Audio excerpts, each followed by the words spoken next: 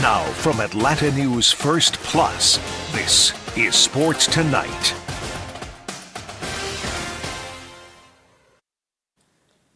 Hello and welcome into ANF Sports Tonight. I'm Ellie Parker here with Aaron Ladd. Let's do it on the eve of the holiday. On the Wednesday before Thanksgiving, it's the Mizzou Pair. Love it. This is my favorite show each week. We'll get to our beloved Missouri Tigers. But first, we have to talk Falcons. And this pass rush is going to kill the team. Do we have to? Do we have to talk about the pass rush? We're talking about things we're thankful for. I don't know if anybody is thankful for this front seven. It's the worst in the NFL. Like, flat out. Even with the improvements, even with bringing in defensive-minded coaches, even with bringing in Matthew Judon. Yikes. Hasn't been great. Looks washed. I hate to say that because, you never want to retire a guy. You never want to look like they're past their prime, but Atlanta gave up capital to give him. I believe they gave up a third-rounder to acquire Judon in the offseason, and he came in right before the regular season. And he's now had his worst pressure rate of his career. Granted, he's been double-teamed a lot, about a quarter of the time.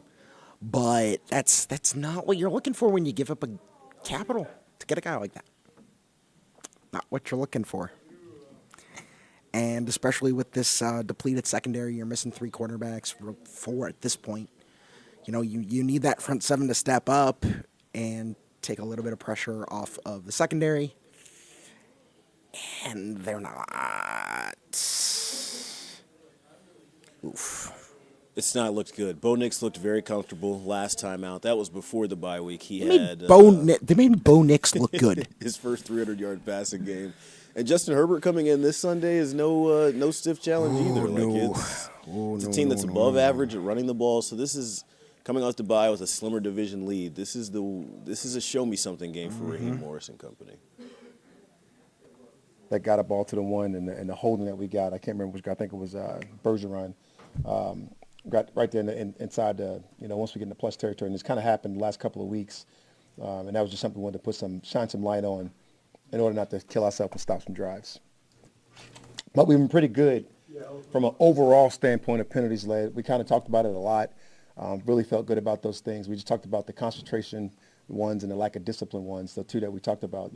We haven't had the lack of control one since Philly, and I'm very pleased with that, other than the one we had on special teams the other day when you pulled a guy off, which really was just a bad mistake by us. Do you expect Dahlman to start this week? Because I know last week you felt good about him. I do feel good about Dahlman starting this week. Obviously, I hate to tell you that and lie to you before you go to Thursday's practice when you get a chance to really see it, but, just guessing, yes. Now, don't hold me to that and yell at me next week, but yes. Raheem, only 23 points in the last 2 games offensively leading up into this one. What needs to turn around there? It's kind of what we talked about. We got to get things going, not eliminating ourselves from stopping ourselves when we get into the plus 50, because it hadn't been the yardage. It hadn't been the people getting the stuff. It hadn't been the production from the offensive standpoint. It's my whole sell on stats are for losers tee, right? You got to score points, man. You can't kill yourself and stop drives and do those things. So the lack of that is the penalties that we had on the plus 50, right? How do you get points? You score touchdowns, right? You got to get out there and score touchdowns. We got to be able to go back to doing that. So that's some of the focus that we've had from an offensive standpoint of going into the bye, being able to focus on those things and be able to get some of those things back. And then also, obviously everybody's dealing with the bumps and bruises. So being able to get some of those people back and playing at a healthier level and a healthier tick will always help us. Anything else? Matthew Judon, I imagine you're not getting what you expected out of him. How do you fix that? How do you change that? You got to keep trying new tactics, right? We've done different things, right? So when it comes to limiting spots that you play, making it specialized when you're playing, when you're going out there, trying to make the player as most effective as he can be, and we will continue to do those things, right? We will push him as far as we can take him. We'll take him all the way to that point to get the production that he wants and we want. And I believe he still got it in there. I think it's a process when you go to a new team. It's a process at times. You got to fight through some stuff. You got to find out a way.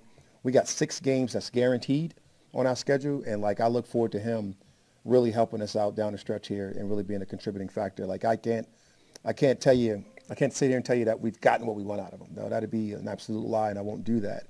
But I can't tell you that he's gotten what he wants out of himself, right? And I think the guy's a self-motivated, self-driven guy that wants to go out there and be productive and do the right things for his team, because I know he'll put in the effort. I know he'll give me the things that I want. Very thankful for those things that he has contributed to us, but we're definitely, to be quite honest, we're looking for more, and I know he is also. With tomorrow being Thanksgiving, I was just curious, some things that you're thankful for. Oh, man, it was so funny. I was thinking about this for my team meeting tomorrow. To tell the guys, I'm thankful to be the head coach of this football team because of where we're at, the position that we're in. I'm thankful that the guys I get to coach and get better. I'm thankful for the guys that have shown me things that I didn't even know they had. And I'm just thankful for the guys that I get a chance to work with every single day within this organization, including you guys. And, it's hard to thank D-Led, but I'm definitely thankful for having him. Coach, how important was it to have the bye at this time to kind of reset for these last 6 games? Because it's a pretty tough look at the 6. So funny. I was talking about the other day. I was like, it's no perfect time to have a bye because they always change every single year and whatever the case it is. But we certainly needed one, right? You can just listen to D-Led's list over there, and you can know that we needed a bye. And I don't know when the perfect time would have been for it, probably before we lost the 2 games. But you definitely go into it saying, man, we needed a bye last week. We certainly needed it. There's no doubt about it. You don't want to make excuses for those things because you got to find ways to win those games. And I think the most important lesson out of that is that we're going to get back into that position, or we want to be back in that position where you play that many games in a row coming up here soon. So, hey, if that happens, man, we better find a way to win those football games. And, because nobody's going to care. Led's going to pull out that big marker, and he's going to highlight those guys that are injured, and we got to talk about them, and we got to find ways to make this thing work and make this thing go. J.K. Dobbins is expected to be out. How does that change your view on the Chargers offense? This thing is led through a physical standpoint by Greg Roman and Harbaugh and what they've done wherever they've been, right? They are going to run the football. They haven't been probably as effective if they wanted to be in their run game, but that is not going to persuade them or stop them from trying. And that is not going to limit the amount of attempts that the next running back gets, whether it be Gus that they've been with before in Baltimore or whether some young guy that's going to be upcoming that's going to go out there and get the carries that takes away from Dobbins. But, the mindset and the belief that they have in what they do, and he's just done it everywhere, whether it's been Michigan, like we talked about, or whether it's been coming back to the National Football League and him doing it to Chargers. And it's got the success rate and the wins column, more importantly, which is, I'm sure, all he cares about, right? He probably won't say it as fluently as I said with Stats Are for Losers, but he's absolutely going to go out there and try to establish the physical dominance in order to put us up in the best position to win those football games. Kirk is a guy that can be very hard on himself. Oh, man, who you telling? All right. Let me get something off my chest. Let's do it. College football games on Friday are dumb. Ooh, okay. It's Why? dumb. It's dumb. College football is Saturday. I'm sorry. I'm a traditionalist in this respect. Why is Georgia Tech UGA on a Friday? People are gathering around the table. They're eating. Football and holidays, they seem to always go together. And in this kind of real estate world we live in where sports are just fighting for our attention, Black Friday and Thanksgiving, I'm not surprised. I'm not surprised, or I am kind of surprised the NBA hasn't tried to get their fork in on the plate, for lack of a better term, as much as they are getting Christmas trampled on. Why? College football belongs on Saturday. I'm sorry.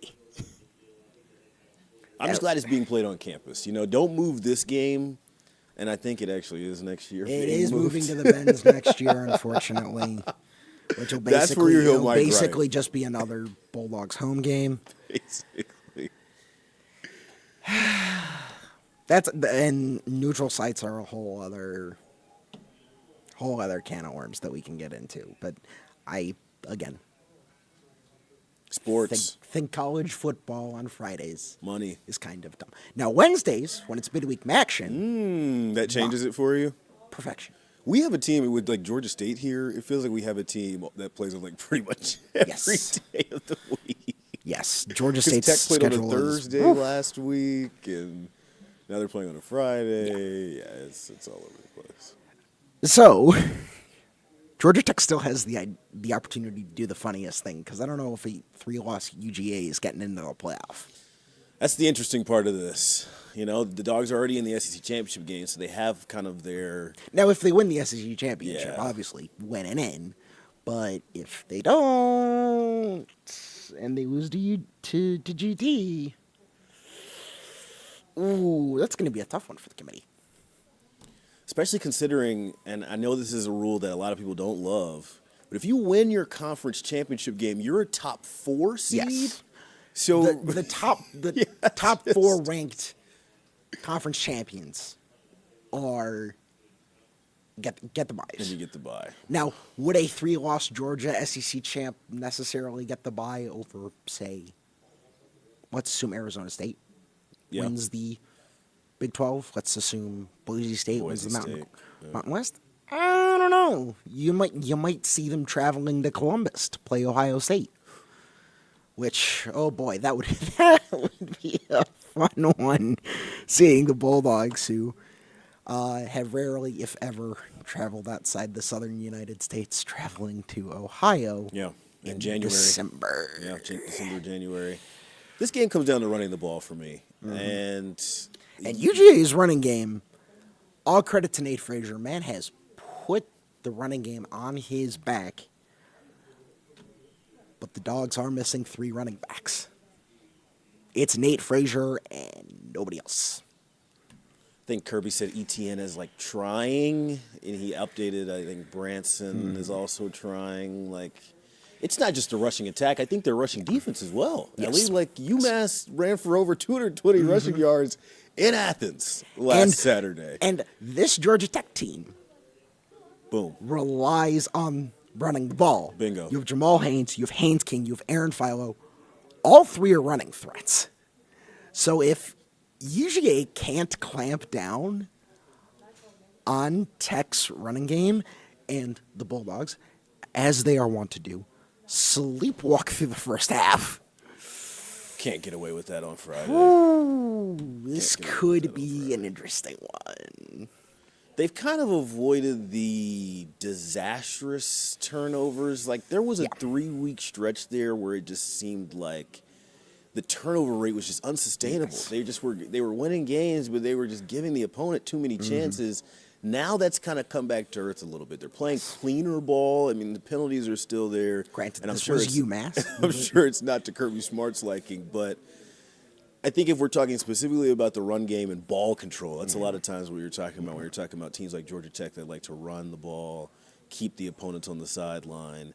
Georgia has to play the same game. Yes. They can't fall victim to turning the ball over and giving Georgia Tech multiple opportunities and cracks and scores. Because as we've seen multiple times against North Carolina and North Carolina State, Georgia Tech plays until the whistle. This team is not dead until you hit 0-0 Yeah. in the fourth quarter. that NC State ending was just Oh my wacky. God!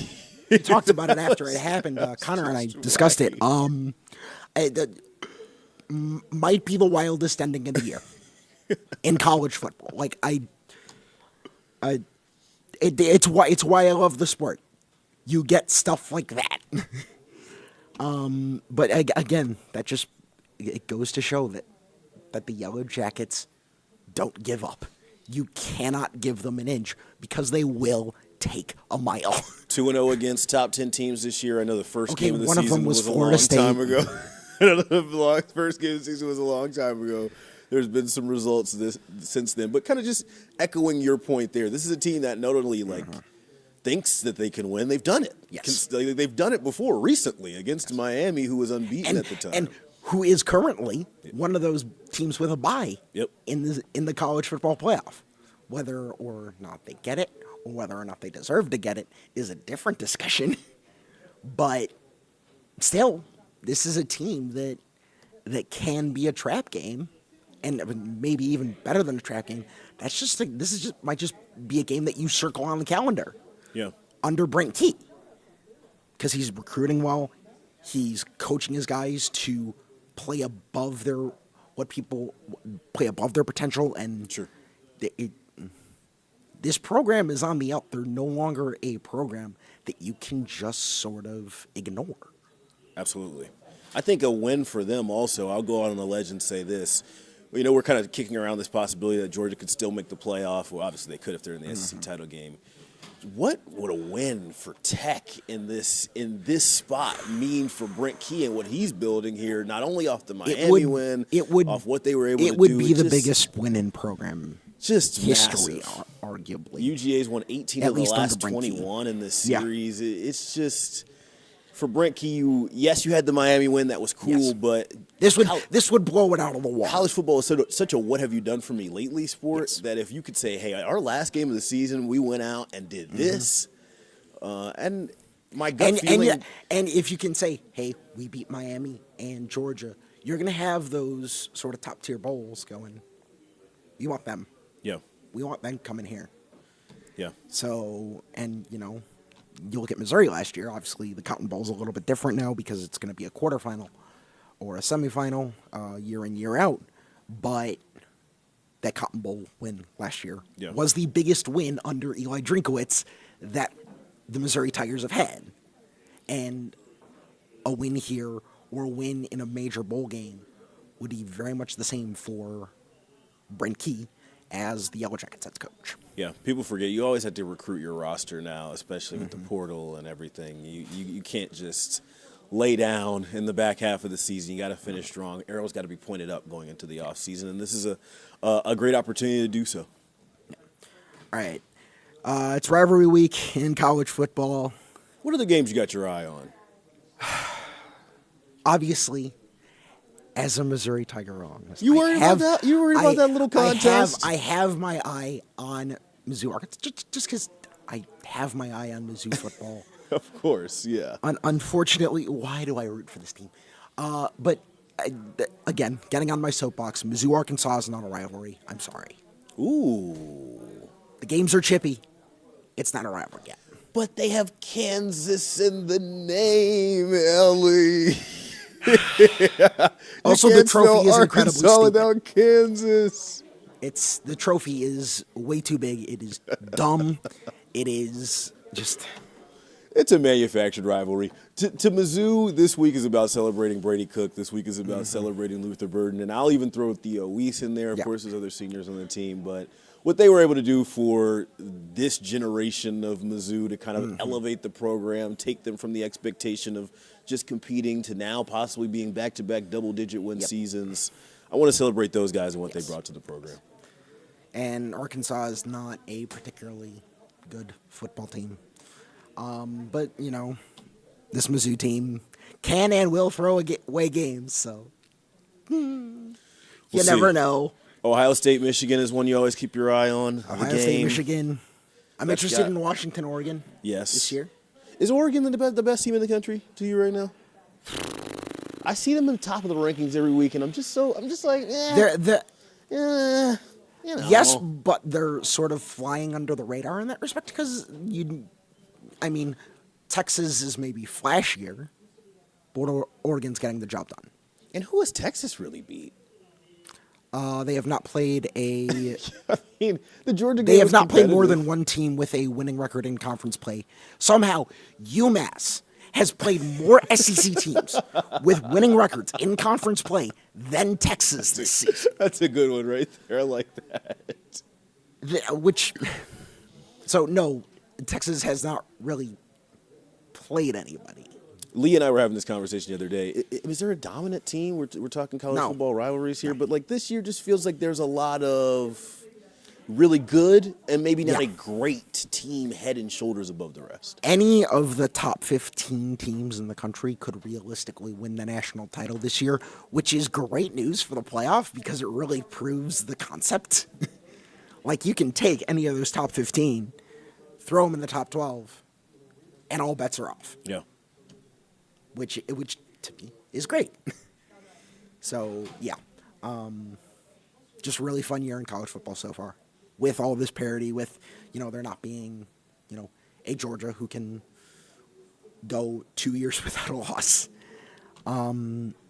You've got, as I said, 10 or 15 teams that could realistically win the national title. Even Arizona State, who's heating up, and, with a playoff system, it's, are you hot at the right time? Yep. And those Sun Devils are definitely heating up out west.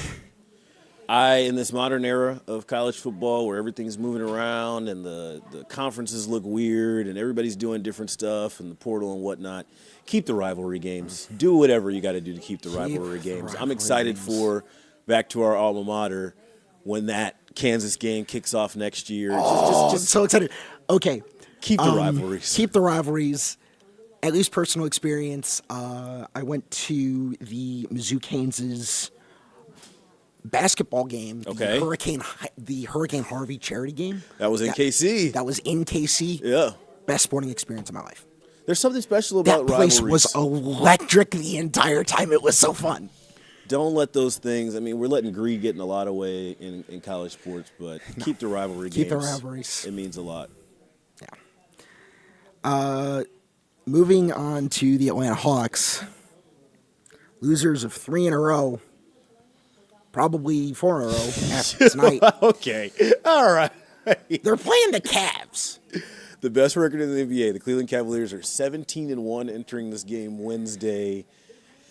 Is Donovan Mitchell back? I sound like a very uninformed sports reporter here on our sports podcast, but I know he was missing some games and injury, and they were still. It hasn't mattered, to be fair. And it's not like the Hawks lost to the Bulls. The Bulls are bad. Bulls. So they lost to the Warriors, then they lost to the Bulls. Both of those are road games. Finished the road trip 1-3. Then came home and lost to the Mavs at home before now going to a home-and-home with Cleveland. Jeez. Defense, yes. Just very generally defense. Need to be What is it playing with it more efficiently What is it and with more Atlanta, consistently. Atlanta sports teams and bad defense? What's in the water here? Defense, I've had coaches tell me before, especially in basketball, defense is an effort thing. I mean, they're professional basketball players. They know how to play defense. It's not like you're going out there in practices and teaching them a better stance to be in or your arms need to be here or whatnot.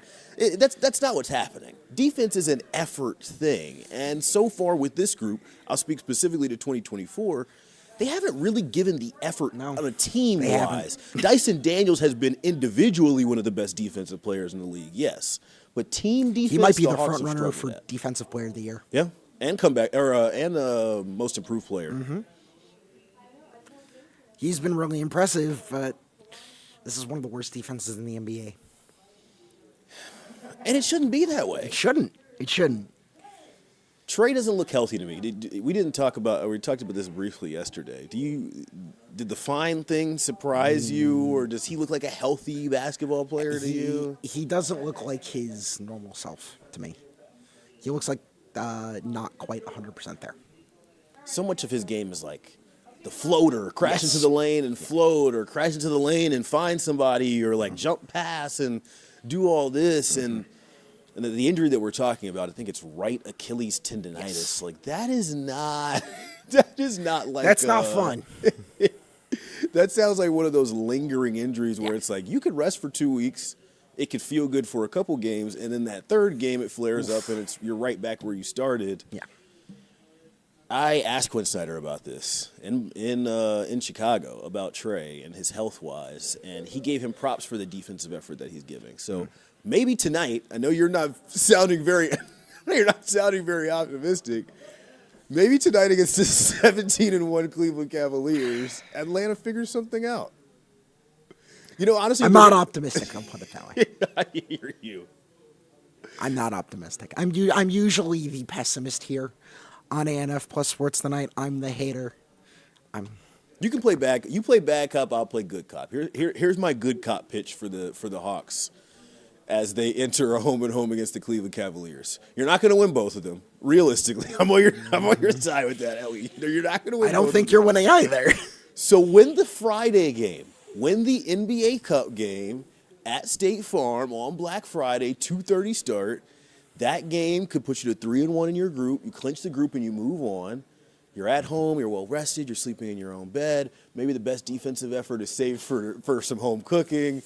Win that game and advance out of the group, and then play the Celtics game because the Celtics are going to want their get back. Yes, they will That's where definitely want their revenge. They're going to want their get back. That was the game that Trey got fined for, but still Dyson Daniels comes out and does Dyson Daniels things. I'm with you. I think it's going to be a tall ask for them to beat 17-1 Very team twice tall in a row. ask. But This is not a fantastic team. Get the Friday one. I mean, yeah, obviously, if you're the Hawks, you're hoping to win both, but like, yeah,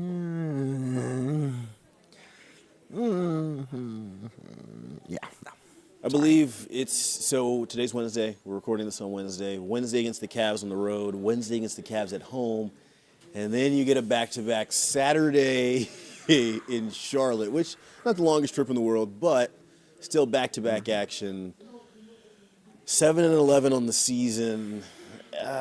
Really, in this, like, standing-wise, there are like 7 teams at the bottom of the Eastern Conference, at least playoff-wise, that are like within 2 games of one another. The Hawks are right there in that scrum. Like, the East is down this year. Yeah.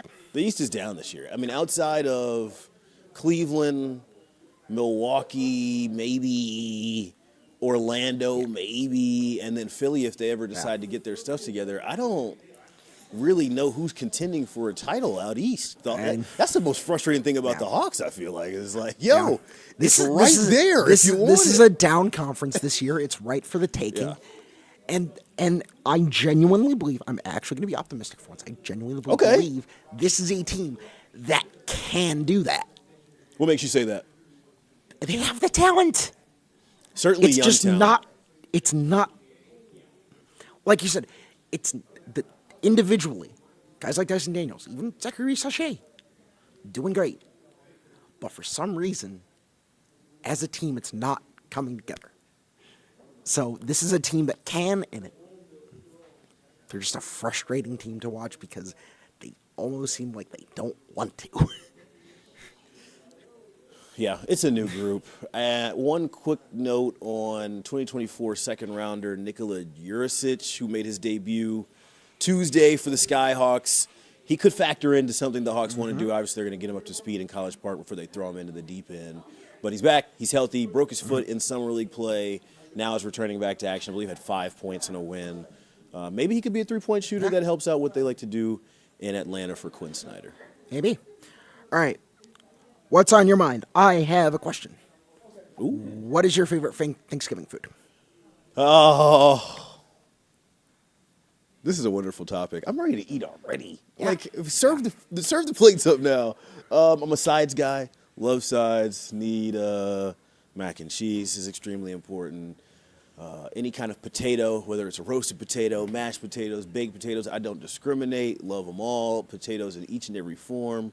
And then something green, like some collards or maybe like a leafy green, broccoli. I do asparagus. One of these years, Ellie, I'm going to do a surf and turf because I think I might be tapping out on just like the traditional Thanksgiving foods. And one year I want to just like throw like a little something different in there. Every year my grandmother makes like Southern style chicken and dumplings, just drenched in gravy, puts a ton of salt on it. It's wonderful. This year is the first year that I'm 27 years old. This is the first year that I'm not going to be with my family for Thanksgiving, so I'm going to miss it. I'm going to miss the food. Are you getting a to-go plate or anything? Are they dropping something by the newsroom? No. I'm from Chicago. My family's still up there, and I'm just not going to be able to make it up. So that's the tough part about newsroom gigs is somebody's got to keep the lights on around here. The machine's got to move. And this year it's me. This year it's me. Well, thank you. I will not be joining you in that journey, but your work is important. I want you to know that. I will be looking at those push alerts and saying, you know what, Ellie, thank you for your service. Thank you for your service on the holiday. No, that's really cool. We'll have to get you some chicken and dumplings somehow, some way. Yeah, I'll have to bug my grandma to ship some down. My mom would always like freeze leftovers. Is that like yeah? All right, cool. I'm glad it's a shared experience. I'm not the only one. Chicken and dumplings. That sounds good. All right, we're running out of time. For Aaron Ladd, I am Ellie Parker. Thank you so much for watching on this Wednesday before Thanksgiving. Have a great holiday. Gobble gobble. Go watch some sports.